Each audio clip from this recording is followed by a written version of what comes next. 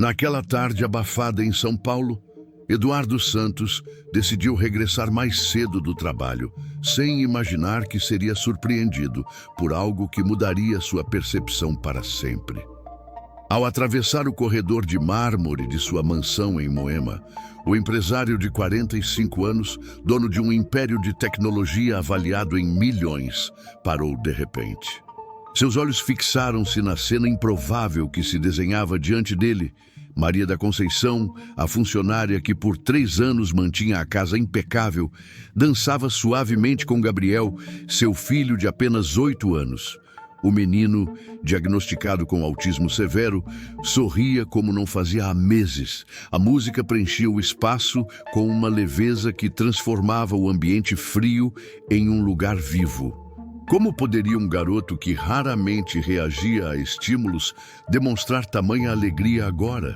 Porque a música funcionava como uma ponte invisível entre seu mundo interior e a realidade ao redor.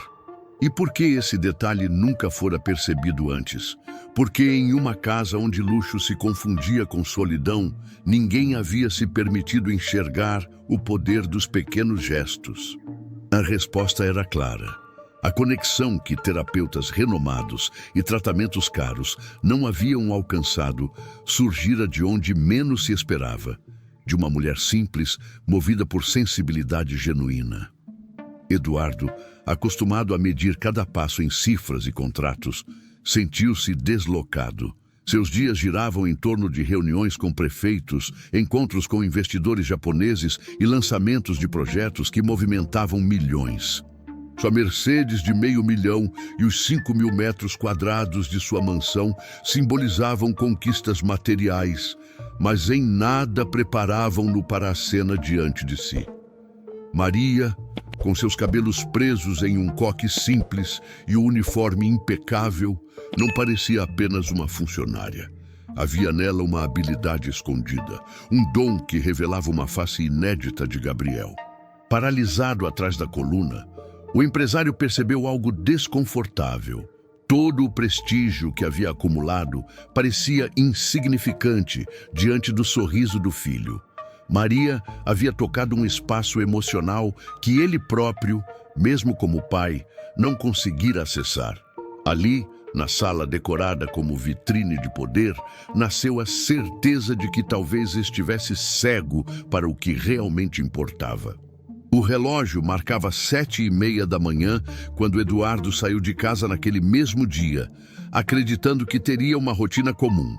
Como sempre, entrou em sua Mercedes preta de $500 mil e seguiu pela Avenida Paulista, onde um calendário lotado o esperava.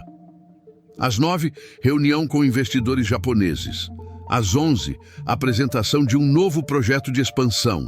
Ao 12:30, almoço reservado com o prefeito.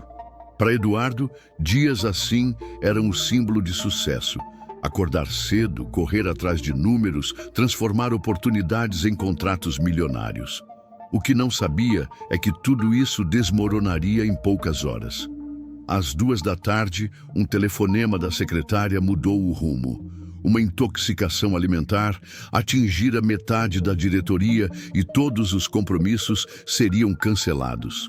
Irritado, Eduardo dirigiu de volta para Moema, resmungando sobre incompetência e perda de tempo. Cada sinal fechado parecia mais longo.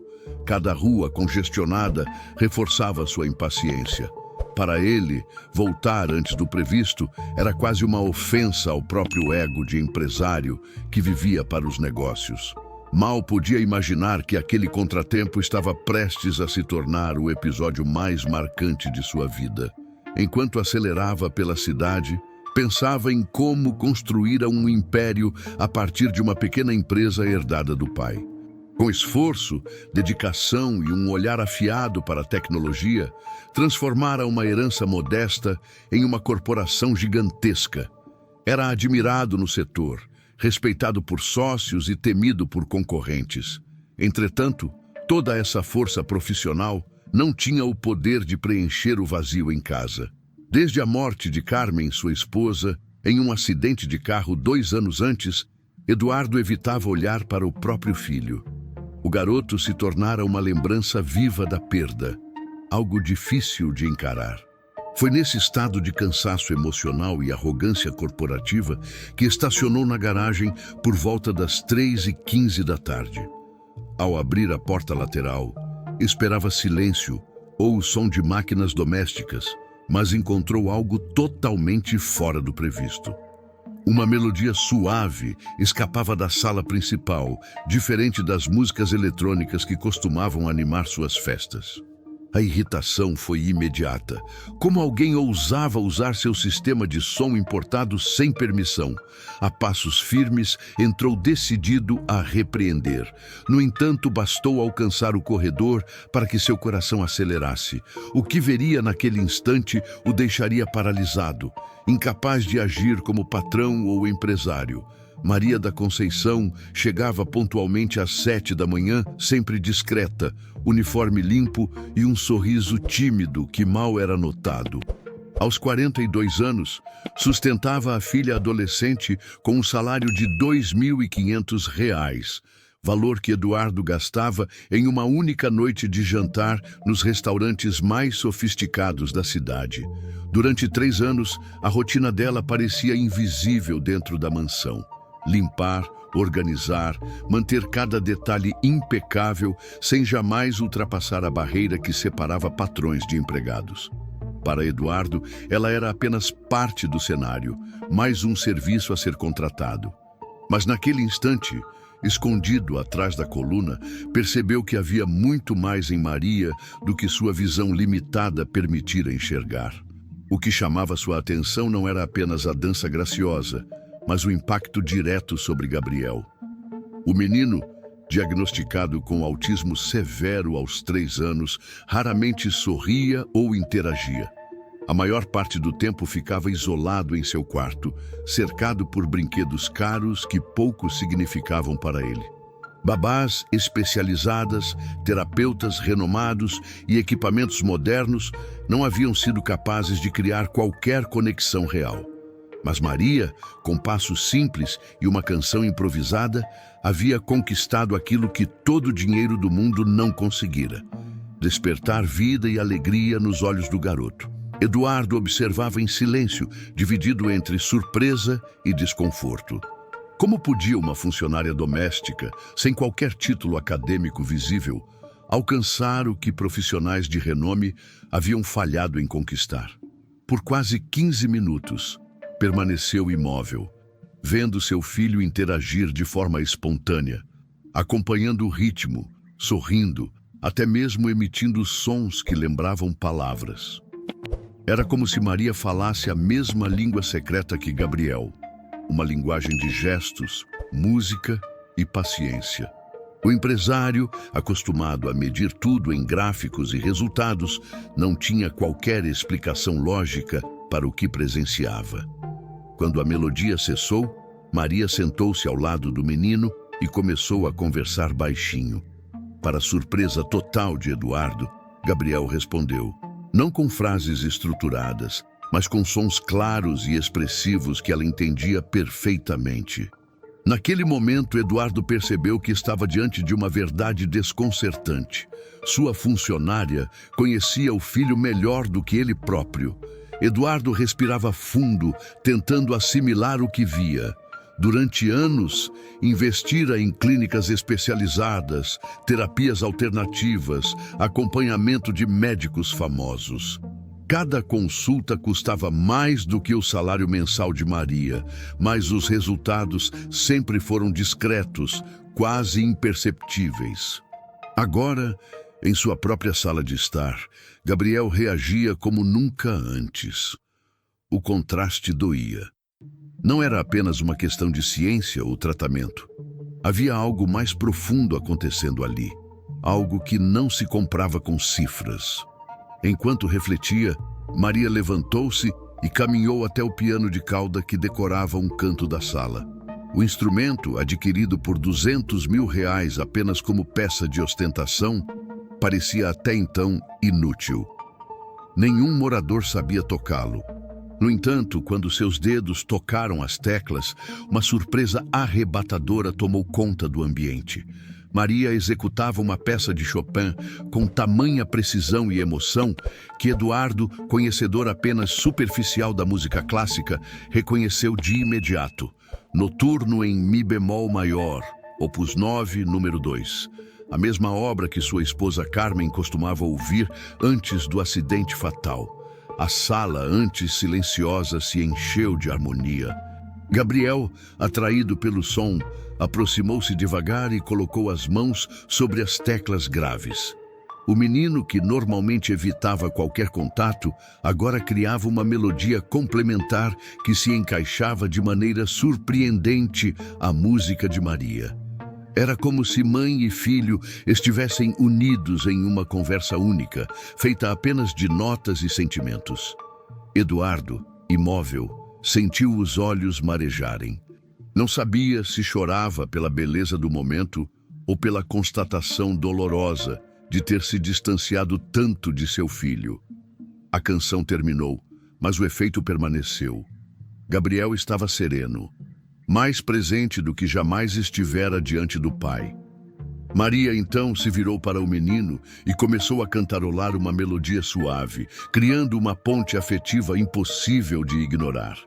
Eduardo, ainda escondido, entendeu de uma vez. Aquela mulher simples que julgara invisível possuía um poder de transformação que ele jamais valorizara. E ali, naquele instante, surgiu a certeza de que sua vida jamais seria a mesma. O som das últimas notas ainda ecoava quando Eduardo decidiu se revelar. Tossiu discretamente e entrou na sala com passos firmes, fingindo naturalidade.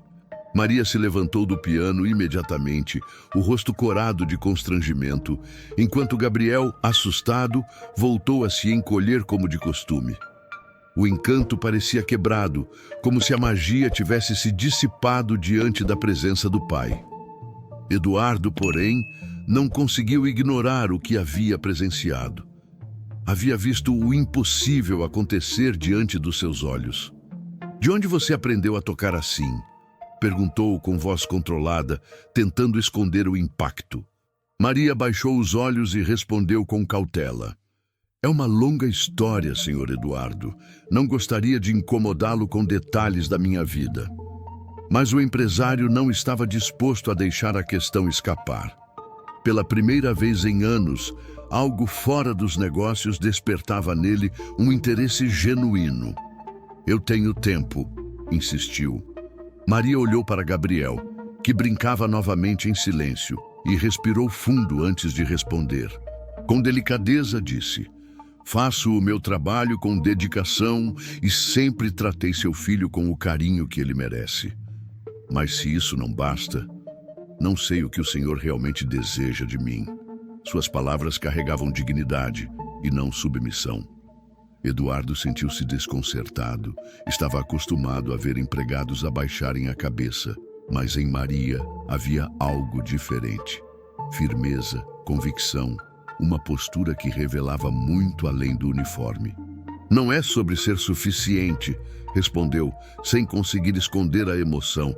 "É sobre o fato de que meu filho, que nunca reagiu a ninguém, acaba de sorrir e interagir com você como jamais vi antes. Isso não é normal." A frase escapou sem filtro e soou como um julgamento cruel. Maria ergueu os olhos, ofendida. "O senhor tem razão, não é normal", retrucou. "Assim como não é normal um pai não perceber que seu filho adora música. Não é normal deixá-lo sozinho, enquanto se foca apenas em contratos e números." Aquelas palavras atingiram Eduardo como uma verdade que não podia ser negada. Pela primeira vez, percebeu que estava diante de alguém que enxergava o que ele havia ignorado por anos. A essência de Gabriel. Eduardo respirou fundo, sentindo a raiva se misturar com vergonha. Maria se ajoelhou ao lado de Gabriel, que começava a se balançar nervoso, sinal claro de estresse. Com voz baixa, ela cantarolou a mesma melodia de antes, e em poucos segundos o menino relaxou. Eduardo ficou observando, sem saber se admirava ou se envergonhava. O fato era impossível de ignorar. Em sua própria casa, diante de seu filho, ele era um espectador, enquanto Maria parecia dominar cada gesto e necessidade do garoto. Quando Gabriel voltou a se acalmar, Maria se levantou devagar e pediu desculpas. Não deveria ter falado daquela forma. Sei qual é meu lugar nesta casa. Mas Eduardo já não tinha certeza de nada. Pela primeira vez em muito tempo, ele sentiu que não estava no controle. Quero entender, disse, agora em tom mais brando. Quero saber quem você realmente é, porque aquilo que vi hoje não combina com a imagem de uma simples funcionária. Maria hesitou, mas havia um peso em seus olhos que denunciava histórias não contadas. Eduardo, acostumado a negociar milhões, percebeu que estava diante de uma negociação muito mais importante, a de conhecer a verdade. Conte-me, Maria, pediu. Gabriel nunca reagiu assim com ninguém, nem mesmo com os melhores médicos que contratei. Ela desviou o olhar, respirou fundo e respondeu. Senhor Eduardo, essa história começa muito antes de eu chegar até aqui. Não sou apenas a mulher que mantém sua casa em ordem. Há coisas sobre mim que o senhor jamais imaginou. Eduardo se recostou no sofá, intrigado. Pela primeira vez em anos, desligou sua mente dos números, das reuniões e dos contratos. Naquele momento, tudo o que importava era ouvir.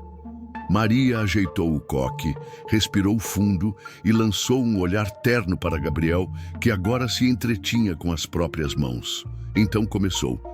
Meu pai foi maestro da Orquestra Sinfônica de Porto Alegre. Minha mãe, primeira violinista. Cresci cercada pela música, dentro de casa e nos palcos. Eu mesma comecei a tocar piano aos 5 anos. Eduardo arregalou os olhos. A revelação era apenas o início de uma história que desmontaria tudo o que ele acreditava sobre quem Maria era. Maria manteve os olhos fixos em um ponto distante, como se enxergasse lembranças escondidas no tempo. Aos 8 anos, já interpretava Beethoven. Aos 12, fui aceita no conservatório como aluna especial. Meus pais diziam que eu tinha um dom raro, algo que poderia me levar aos palcos mais importantes da Europa. Eduardo ouviu em silêncio, absorvendo cada detalhe. Estava diante de uma revelação que contrariava todas as suas crenças sobre aquela mulher. Como uma pianista prodígio havia se tornado a faxineira de sua casa. Ela continuou com voz serena. Aos 16, conquistei uma bolsa de estudos na Escola Superior de Música de Colônia, na Alemanha. Foram 5 anos intensos, estudando com professores que haviam aprendido diretamente com mestres da música clássica. Toquei em salas de concerto que respiravam história. Aprendi a interpretar Chopin, Debussy, Liszt. Meu diploma me abria portas que qualquer artista sonharia atravessar. Os olhos de Eduardo se estreitaram. Ele conhecia aquela instituição. Havia cogitado mandar Gabriel para escolas especiais no mesmo país. Era uma das mais prestigiadas do mundo. E por que não seguiu essa carreira? Questionou, incapaz de esconder a curiosidade. Maria fez uma pausa longa, como se as palavras custassem a sair. Meu pai sofreu um derrame fulminante aos 52 anos. A doença o tirou dos palcos e o prendeu a uma cama. Minha mãe não suportou ver o parceiro de vida nessa condição e entrou em depressão profunda. De um dia para o outro, deixei de ser a promessa da música e me tornei cuidadora em tempo integral. Eduardo sentiu um aperto no peito. A imagem era cruel. Uma jovem talentosa, prestes a despontar no cenário internacional, obrigada a abandonar tudo para cuidar da família. Maria prosseguiu. Cancelei contratos, recusei convites, vendi meu piano e partituras raras para pagar os tratamentos. Foram 7 anos de luta. Durante esse tempo, dei aulas particulares, limpei escritórios, toquei em eventos para conseguir dinheiro. Mas nada foi suficiente. Primeiro, perdi minha mãe para a depressão. Depois, meu pai para as complicações da doença. Aos 29 anos, estava sozinha, endividada e com um diploma que já não me servia de nada. Eduardo sentiu um nó na garganta. Pela primeira vez, via Maria não como funcionária, mas como alguém que havia enfrentado tragédias inimagináveis. Maria respirou fundo antes de prosseguir. Foi nesse período que descobri que estava grávida. A notícia chegou quando eu já estava vivendo em uma pensão simples, sem estabilidade, sem apoio e com dívidas acumuladas. O pai da criança era um músico que conheci durante um trabalho noturno. Quando soube da gestação, desapareceu. Nunca mais tive notícias dele. Eduardo permaneceu calado, mas dentro de si crescia uma mistura de indignação e respeito. Era difícil imaginar aquela mulher delicada, enfrentando tudo isso sozinha. Com um brilho diferente nos olhos, ela continuou. Minha filha Júlia nasceu há 12 anos. Desde o início, prometi a mim mesma que ela teria oportunidades que eu não tive.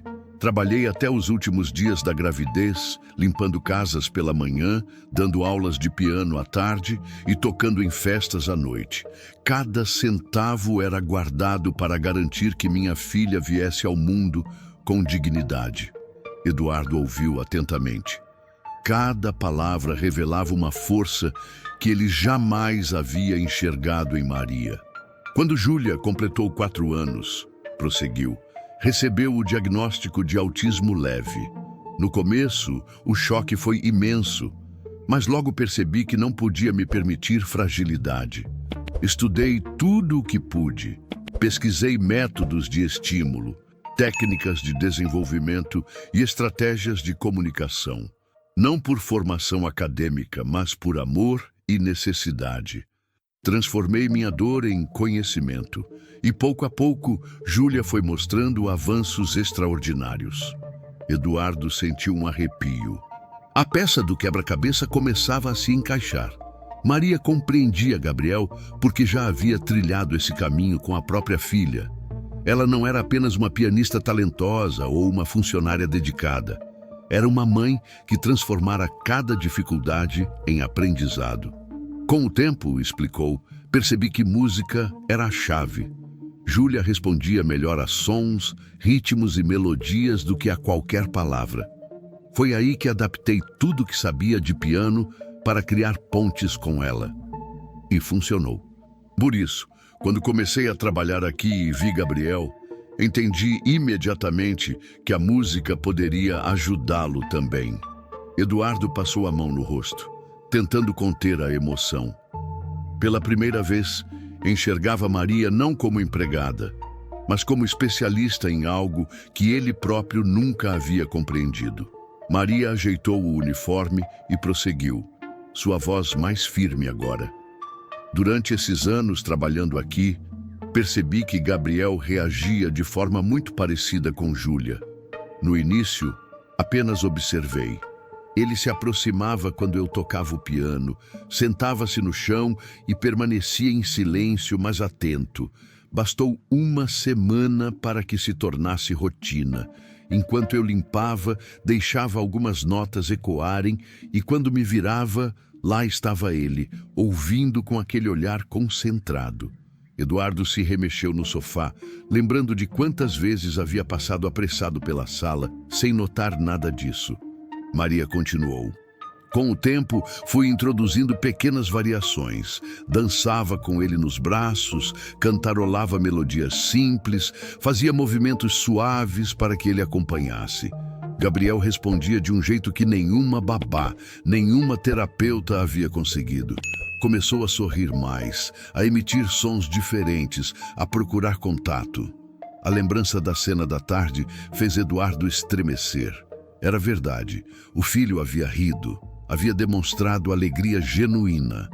Mas aconteceu algo que me assustou, confessou Maria com um olhar preocupado. Há algumas semanas precisei chegar mais tarde porque Júlia teve uma crise durante a noite e precisei levá-la ao hospital. Quando cheguei aqui, Gabriel estava em um estado de ansiedade intensa. Passou horas se balançando no canto do quarto, chorando, repetindo sons que a babá não conseguia decifrar. Assim que me viu, correu para os meus braços e não me soltou por 2 horas. Eduardo fechou os olhos, sentindo um peso esmagador. O filho havia desenvolvido uma dependência afetiva que ele mesmo deveria ter nutrido. Foi nesse dia que percebi que a situação se tornara insustentável, disse Maria. Eu não podia continuar sendo apenas a faxineira que, por acaso, cuidava dele. Gabriel precisava de estabilidade, precisava de presença. E eu sabia que se um dia fosse demitida, o impacto sobre ele seria devastador. As palavras ficaram suspensas no ar. Eduardo encarava o vazio, engolindo a dura verdade. Enquanto investia em negócios milionários, era Maria quem sustentava emocionalmente seu filho. Eduardo encarava Maria, dividido entre incredulidade e culpa. Então, todo esse tempo, você esteve cuidando de Gabriel de um jeito que ninguém me contou? Questionou, a voz embargada. Maria assentiu, mas seus olhos não tinham reprovação, apenas firmeza. Não fiz por reconhecimento, Sr. Eduardo. Fiz porque Gabriel precisava. E porque sei, melhor do que ninguém, o que significa ser mãe de uma criança no espectro. Com Júlia, aprendi que presença vale mais do que qualquer diploma. Ele não precisava apenas de especialistas pagos. Precisava de alguém que o enxergasse como ser humano. As palavras ecoaram como marteladas no coração de Eduardo. Pela primeira vez em anos, ele se sentia desarmado. Tentou justificar-se. Sempre contratei os melhores profissionais. Dei tudo o que o dinheiro podia comprar.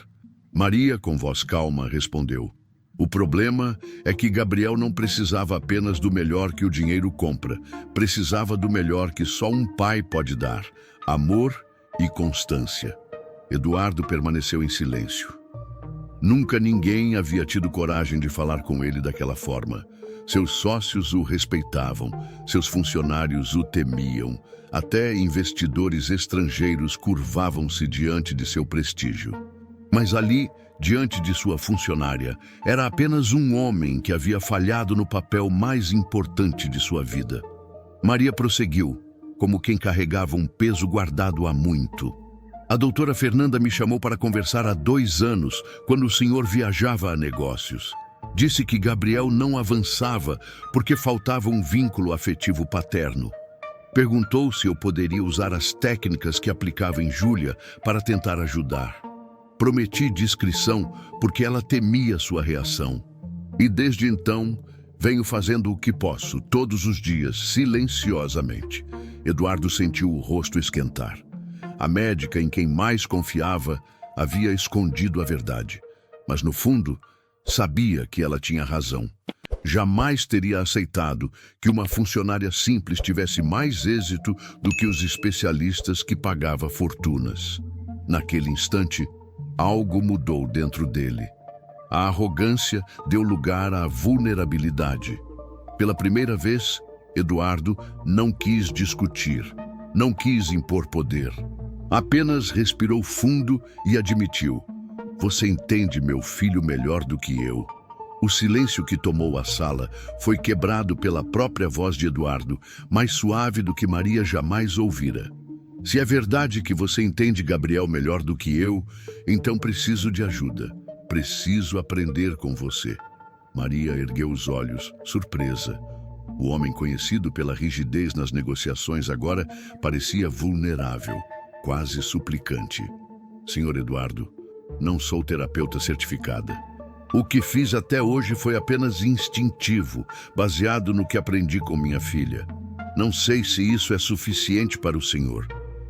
Eduardo se aproximou do piano e passou a mão pela tampa de madeira, como se buscasse apoio.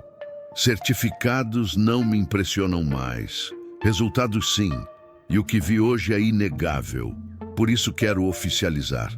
Não como empregada doméstica, mas como cuidadora especializada de Gabriel." Maria abriu a boca, mas não conseguiu responder de imediato. Eduardo prosseguiu: "A partir de agora, seu contrato muda. O salário será de R$ 8.000, com benefícios de saúde para você e Júlia. Quero que receba o reconhecimento que já merecia há muito tempo. As lágrimas escorreram pelo rosto de Maria sem que ela conseguisse controlar. Por quê? Por que está fazendo isso? Eduardo respirou fundo e respondeu: porque entendi que existem valores que superam qualquer cifra. Você trouxe meu filho de volta em 15 minutos, enquanto eu, em anos, não consegui nada. Isso não tem preço. Gabriel, como se compreendesse a emoção no ar, aproximou-se de Maria e tocou suavemente seu rosto. Depois olhou para o pai e, num esforço raro, estendeu a mão. Eduardo, hesitante, segurou-a com firmeza. Foi então que ouviu algo quase sussurrado. Pai. O empresário sentiu o corpo estremecer. O filho havia falado. Maria sorriu entre lágrimas. Ele confia em você, Sr. Eduardo. Sempre confiou. Só precisava que estivesse presente. Eduardo caiu em si. Não bastava aumentar salários, dar títulos ou reorganizar contratos. Precisava reconstruir sua relação com o próprio filho. E naquele instante, mais do que nunca, estava disposto a começar do zero. O ambiente parecia suspenso no tempo. Eduardo ainda segurava a mão do filho quando voltou-se para Maria. Quero mais do que um contrato. Quero que me ensine a ser pai. Aquelas palavras simples e diretas ecoaram como um compromisso inquebrável. Maria enxugou as lágrimas e assentiu, surpresa com a transformação que presenciava. Posso mostrar os primeiros passos amanhã. Basta o senhor querer ficar. Eduardo sorriu pela primeira vez em muito tempo. Eu ficarei. Na mesma noite, tomou uma decisão inesperada. Cancelou compromissos, adiou negociações e ignorou ligações milionárias. Pela primeira vez, negócios não vinham em primeiro lugar. Sentou-se ao lado do filho e permitiu-se apenas observar. Cada gesto, cada olhar de Gabriel parecia agora precioso, como se tivesse descoberto um tesouro escondido dentro de casa. Maria, emocionada, falou sobre Júlia. Contou que a filha sonhava em conhecer Gabriel, que havia escrito uma carta para ele, oferecendo amizade e compreensão. Eduardo pediu para ouvir o texto. Ao escutar cada palavra, percebeu que até mesmo uma menina de 12 anos conseguia enxergar o que ele nunca tinha percebido: o valor da conexão humana. Comovido, escreveu uma resposta, convidando Júlia oficialmente para visitá-los. O sábado chegou, e a casa, que antes servia apenas de vitrine de riqueza, tornou-se um lar. Júlia entrou tímida, mas logo encontrou em Gabriel um companheiro silencioso. O olhar dos dois se cruzou e, de forma quase instintiva, eles se entenderam. Maria, observando, sentiu que todo o sacrifício tinha valido a pena. Eduardo, por sua vez, entendeu que havia ganho mais do que uma funcionária dedicada. Havia conquistado uma nova família. Naquela noite, Maria sentou-se ao piano e tocou Debussy. Gabriel e Júlia sentaram-se ao lado, e Eduardo, pela primeira vez, ficou no chão com eles, sem medo de ser apenas pai. Quando a melodia terminou, Gabriel sorriu e disse com clareza: casa. Eduardo abraçou o filho e respondeu: nosso lar, nossa família. A verdadeira riqueza, enfim, revelava-se diante dele. Gostou dessa história? Então já deixa o seu like, se inscreve no canal e ativa o sininho para não perder nenhuma próxima. E me conta aqui nos comentários, de qual cidade você está assistindo? Quero saber até onde essa história chegou.